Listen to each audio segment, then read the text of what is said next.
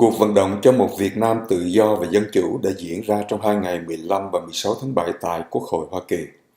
Những phái đoàn người Mỹ gốc Việt đã đến gặp khoảng 60 dân biểu và thượng nghị sĩ để tiếp tục lên tiếng yêu cầu quý vị dân cử của họ hỗ trợ cho các đạo luật về tự do tôn giáo, nhấn mạnh yếu tố nhân quyền là điều kiện phải có để Việt Nam được gia nhập Khế ước Thương mại Xuyên Thái Bình Dương TPP. Quý đồng hương người Việt cũng đã bày tỏ mối quan tâm của họ về tình hình bất ổn tại Biển Đông trước sự việc giàn khoan HD981 về mưu đồ bá quyền của Trung Quốc.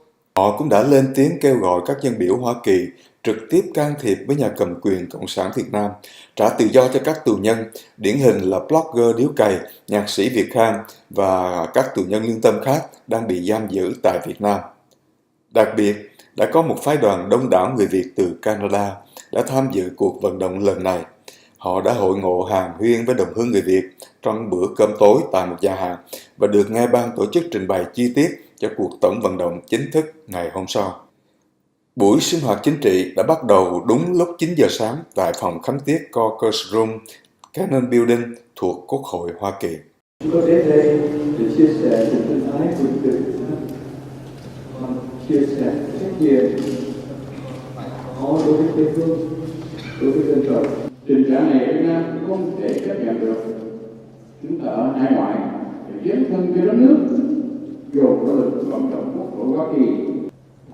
Ladies and gentlemen, I'm Dr. Động for former refugee from Vietnam, an Canadian citizen.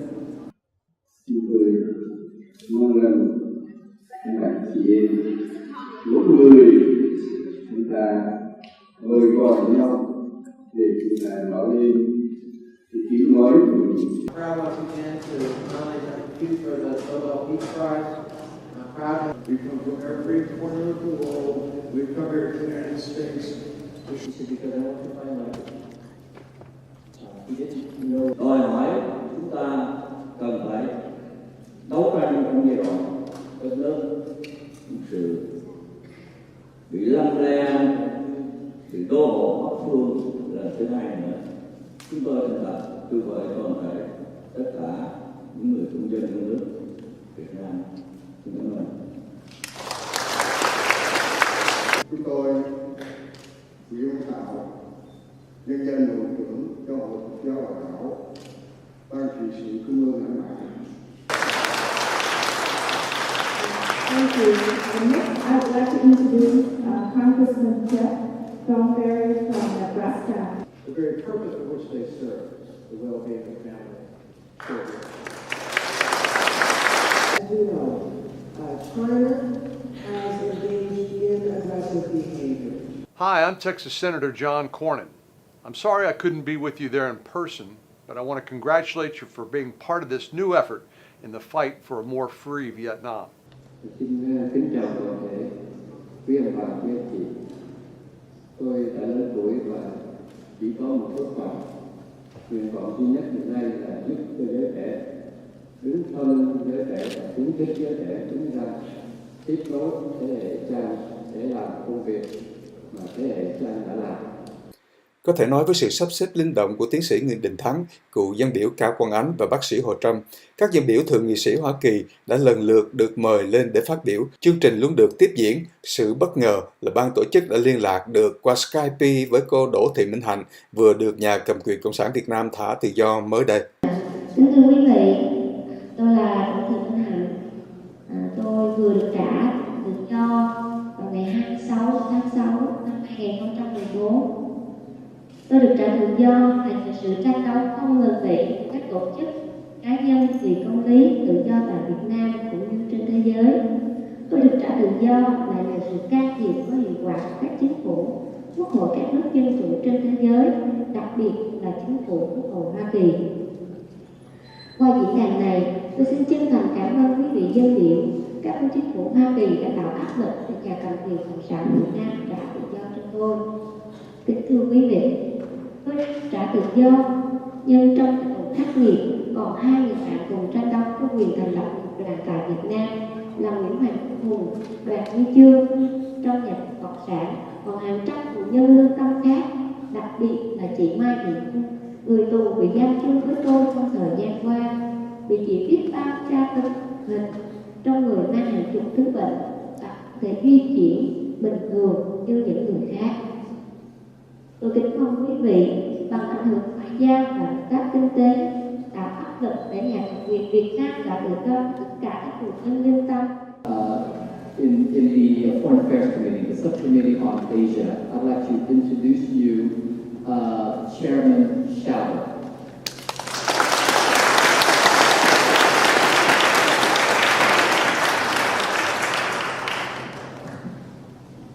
Thank you. Good morning.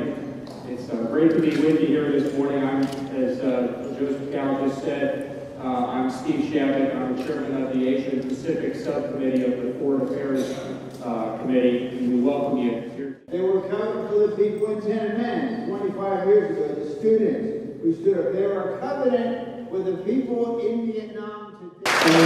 Ông dân biểu trong nước và lời rất là quan trọng mà tôi muốn nhắc lại. Ông có ấn nạn là chúng ta là công dân Mỹ, cho nên chúng ta phải cần sử dụng cái quyền lợi của một người công dân Mỹ là lá phiếu của mình, và chúng ta không có thể nào ủng hộ một người đi ra tranh cử mặc dù là thượng nghị sĩ dân biểu là tổng thống, mặc dù là đảng Cộng hòa hay là đảng Dân chủ, nếu mà họ không có nói rõ với lại mình là họ ủng hộ những cái gì mà mình đang muốn thay đổi ở nước Việt Nam. Cho nên ông nói rất là rõ ràng và rất là mạnh mẽ là mình phải cần sử dụng cái lá phiếu của mình để đòi hỏi cái sự thay đổi ở trong nước Việt Nam, và mình sẽ không có ủng hộ những ai mà không có ủng hộ những cái gì mà mình muốn thay đổi trong nước. Cho nên tôi muốn ấn lại về vấn đề đó. Tiếp đến là phần tham luận về tình hình Biển Đông và nhu cầu về nhân quyền dân chủ tại Việt Nam. Các diễn giả được mời gồm có tiến sĩ Jean Jali, Chủ tịch tổ chức Initiative for China, người sống sót cuộc thảm sát Thiên An Môn vào năm 1989. Tiến sĩ Cù Huy Hà Vũ, cựu tù nhân lương tâm Việt Nam mới đến tại Hoa Kỳ, đang làm công việc nghiên cứu về dân chủ tại National Endowment for Democracy. Ông Nguyễn Kinh Sinh, cựu tù nhân lương tâm và nhà đấu tranh nhân quyền nổi tiếng của Trung Hoa. Ông Đỗ Thông Minh, nghiên cứu về văn hóa Việt và các sinh hoạt của người Việt tại hải ngoại đến từ Nhật Bản. Cựu đại sứ Grover Joseph Rhee, từng là đại sứ Hoa Kỳ ở Đông Timor và tham gia nhiều nỗ lực bảo vệ nhân quyền cho người Việt, vừa trở về từ chuyến công tác ở Malaya và Thái Lan.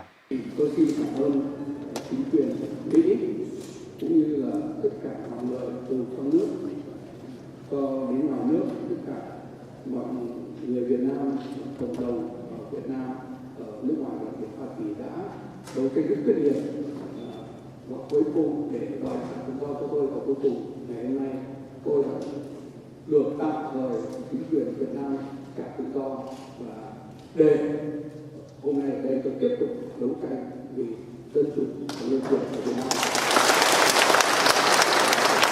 If there's anything that we can do to make your stay better, your issues are very. If you already know the news, China has moved our oil rig, mostly because of your efforts.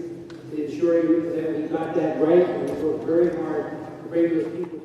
We'll be talking to folks about the shift in national security strategy, protect and keep the people in power. Các dân biểu thượng nghị sĩ Hoa Kỳ đã được mời lên phát biểu, xen lẫn với các diễn giả và phần đặt câu hỏi của cử tọa. Giúp tôi đi tị nạn được 5 năm 11 tháng 21 ngày. Và đây với cái tư cách là công dân Mỹ gốc Việt Nam Cộng hòa. Vietnam and almost in China would be much worse. Hội nghị đã kết thúc vào buổi trưa, mọi người theo xe bus hay đi bộ ra địa điểm biểu tình phía trước nhà ga Du Nhành, mặt sau của tòa nhà Quốc hội Hoa Kỳ.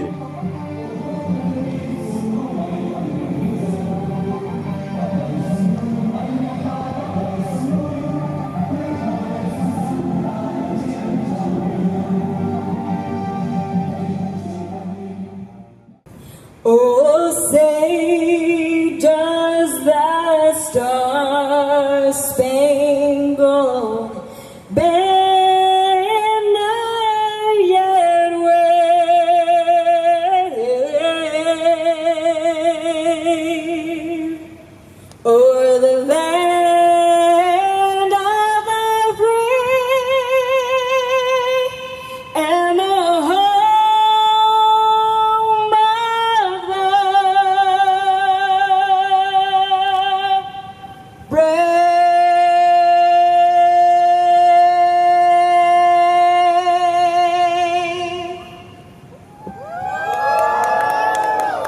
ca Việt Nam Cộng Hòa.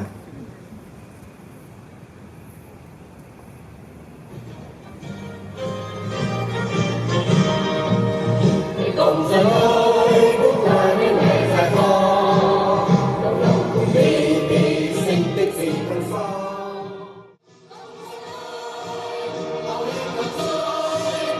Cộng dân ơi, có làm cho tôi vượt qua đường cách nào em nào, dòng sự xanh như lắm sông sông lá thơm.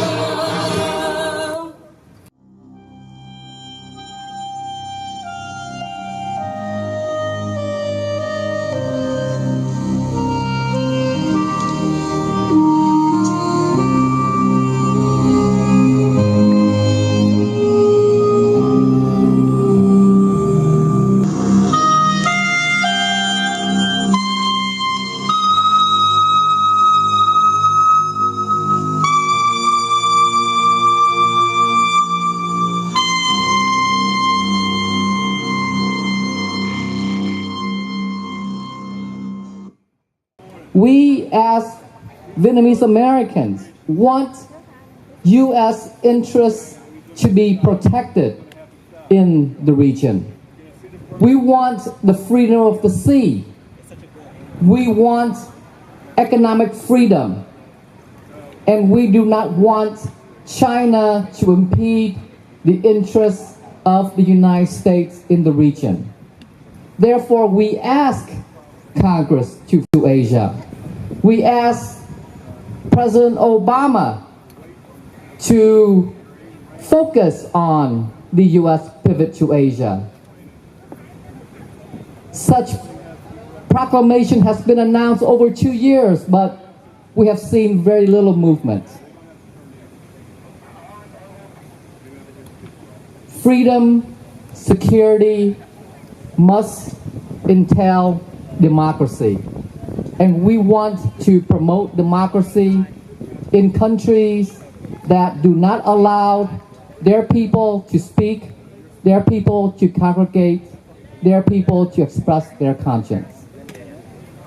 We are here to defend America's values, to defend America's interests in the Southeast Asia, and to promote religious freedom and democracy in the country of Vietnam. And now I would like to introduce to you a great champion of democracy, a great champion of religious freedom, a member of Congress who is never fearful to express what is right and what needs to be done. I would like to introduce to you Representative Cynthia Loomis from the great state of Wyoming. Well, I want to thank Congressman Gao for inviting me to join you today.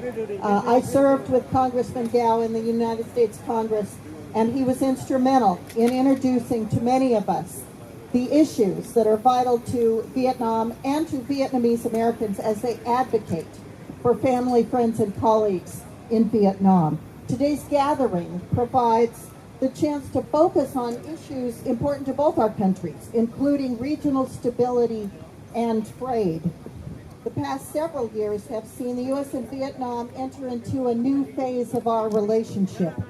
As the U.S. continues to refocus its priorities to the Asia-Pacific region, this transition presents the U.S. and Vietnam with new challenges and opportunities.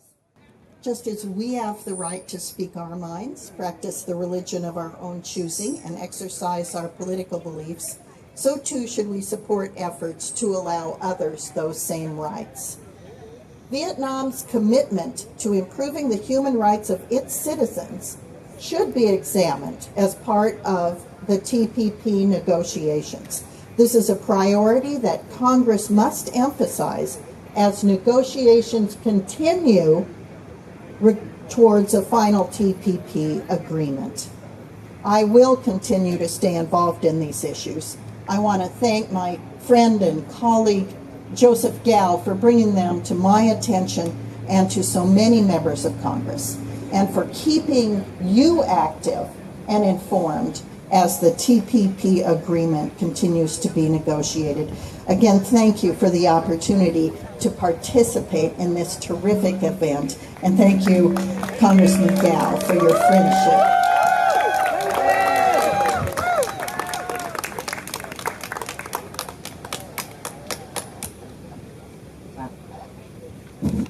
Dạ vâng, bây giờ là chúng ta sẽ tiếp tục chương trình, và hồi nãy là nói bằng tiếng Anh, để chúng tôi xin phép được nói bằng tiếng Việt để tất cả chúng ta cùng theo dõi. Bà Cynthia Loomis là một người bạn rất quen thuộc với chúng ta, là một thành viên của Hạ viện Hoa Kỳ, thì bà ta biết rất rõ về vấn đề Biển Đông, bởi vì chúng ta luôn luôn cập nhật. Và sáng nay quý vị cũng thấy đó, các dân biểu đều khẳng định một điều, rằng chúng ta là công dân Hoa Kỳ thì phải vận dụng cái thế đứng của mình, vận dụng cái cương vị của mình để mà nói cho các vị dân biểu và thượng nghị sĩ, chứ nếu không thì họ không biết, hoặc họ biết họ cũng không quan tâm. Nhưng họ quan tâm, họ đến với chúng ta là vì chúng ta đến với họ trước, và đó là cái điều mà rất là quan trọng.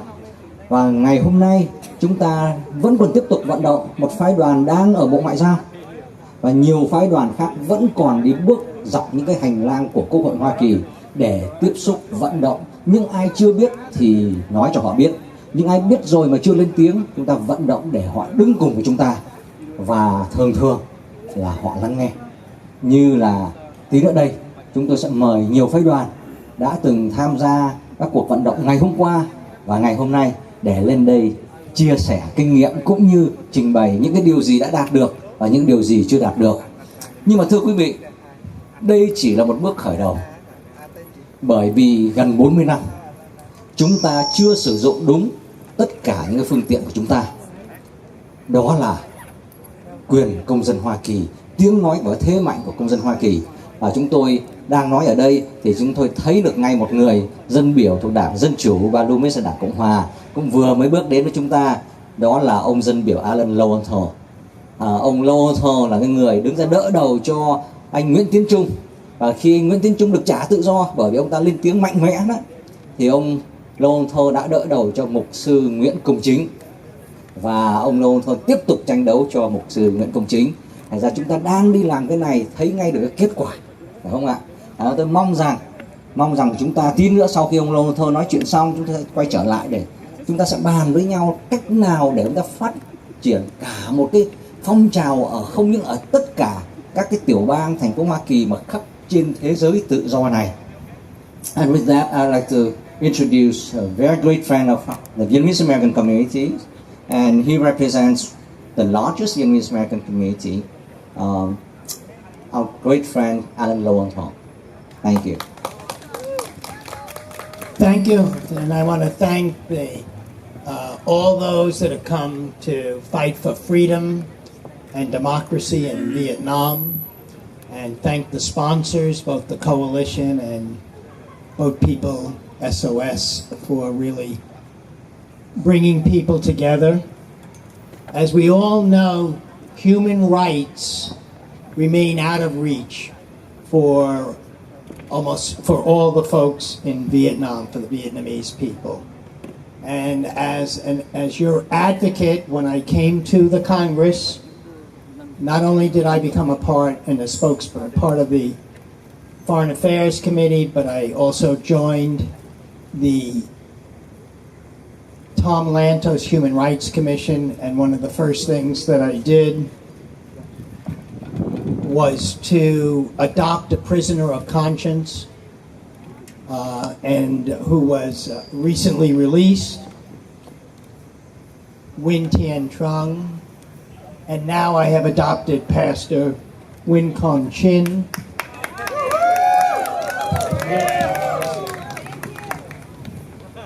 Win Con Chin is my, Pastor Con Chin is the prisoner of conscience, and I will not rest. I've also joined with Congressman Wolf. I have joined and signed on to a letter saying that unless Vietnam improves it and stops its violations of human rights, allows for religious freedoms, allows people to speak out for workers, allows people to have a free election, that the United States should not reward Vietnam and we should not allow Vietnam to participate in the Trans-Pacific Partnership. I am part of that.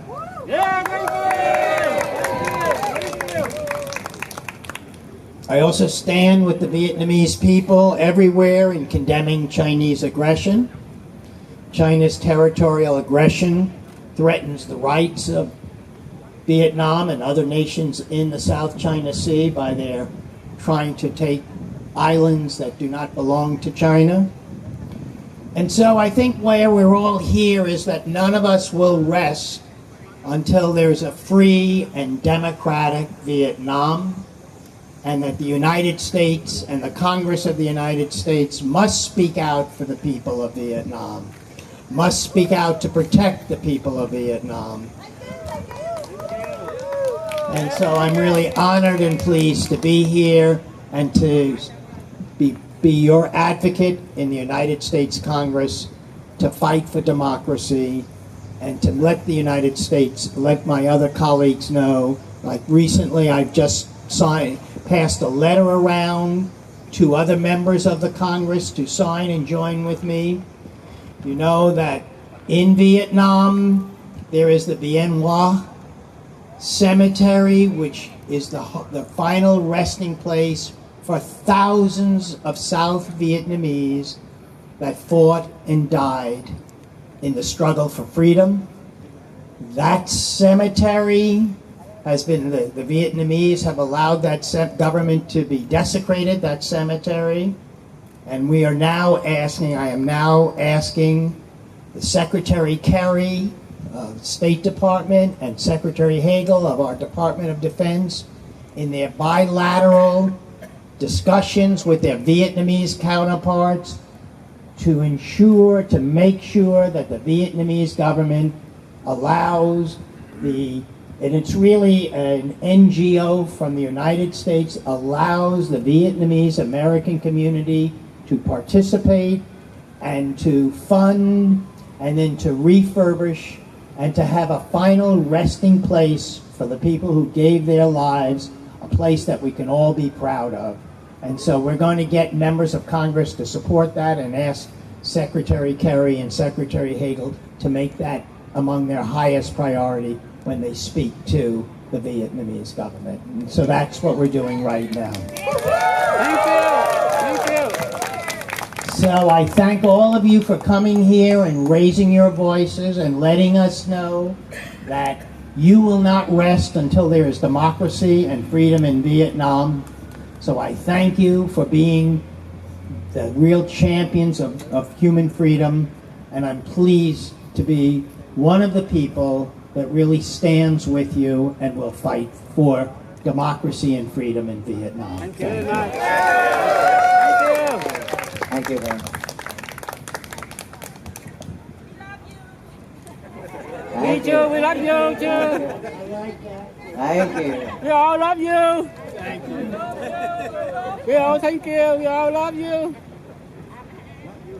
Thank you. Dạ vâng, chúng tôi đang trình bày và có ông dân biểu Alan Lowenthal nhấn mạnh thêm cái điểm là chúng ta cần phải lên tiếng ở tại trung tâm quyền lực của các quốc gia tự do và dân chủ, bởi chưa bao giờ thể chế cộng sản độc tài ở Việt Nam bị kẹp như bây giờ. Họ bị kẹp bởi cái giàn khoan, họ không còn thể nương tựa vào Trung Quốc được nữa. Và thế giới tự do không phải sợ, e ngại rằng quá mạnh tay với lại chế độ độc tài bây giờ thì họ lại nghiêng thêm về Trung Quốc. Chuyện này không thể xảy ra được nữa. Và chính bởi vậy mà chúng ta cần phải thuyết phục Hoa Kỳ và tất cả các quốc gia khác như Canada, Úc, Đức, Nhật, Anh, Pháp vân vân cần mạnh tay ngay lúc này. Đây là cơ hội vàng cho dân chủ và tự do của đất nước chúng ta. Nhưng mà cộng đồng người Việt hải ngoại phải làm vai trò đó. Những người dân trong nước, đồng bào chúng ta có thể rất là can trường, sẵn sàng hy sinh, rất là tài trí, nhưng không thể đóng được cái vai trò quốc tế vận như chúng ta đóng, bởi vì chúng ta là công dân của các quốc gia này. Chúng ta là một phần chủ nhân của những quốc gia dân chủ như là Hoa Kỳ.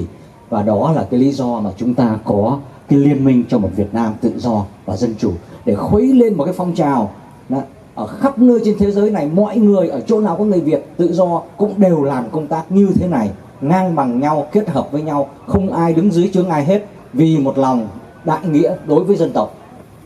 Đó là nhiệm vụ chung của tất cả chúng ta. Tôi chào mời tất cả mọi người cùng kết hợp. Đây là giai đoạn lịch sử của chúng ta, trách nhiệm lịch sử chúng ta cần phải thi hành nghĩa vụ công dân của chúng ta đối với đất nước, Tổ quốc mẹ Việt Nam. Xin cảm ơn.